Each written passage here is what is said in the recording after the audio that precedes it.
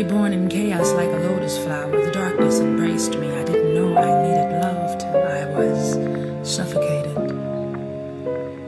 Oh yes. For some of us it takes time to be seated in one of three bears' chairs before we find out we are Goldilocks and this isn't our home. Ego, id, and flesh, we are spirit isolated alone, just using these bones.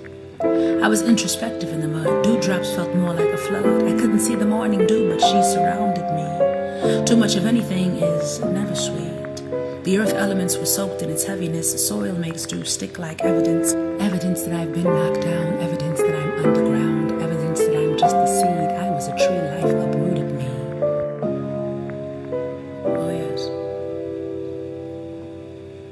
Dew seems sweet when it's only drops. The sun shines on it as it glides down lotus leaves and evaporates into the day.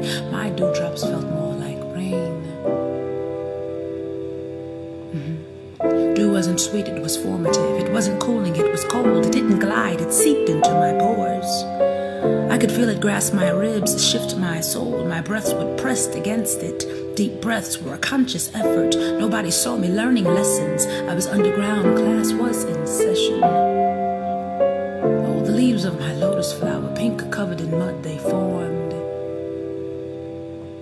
The leaves of my darkest hour, invisible under mud, reborn. Oh yes.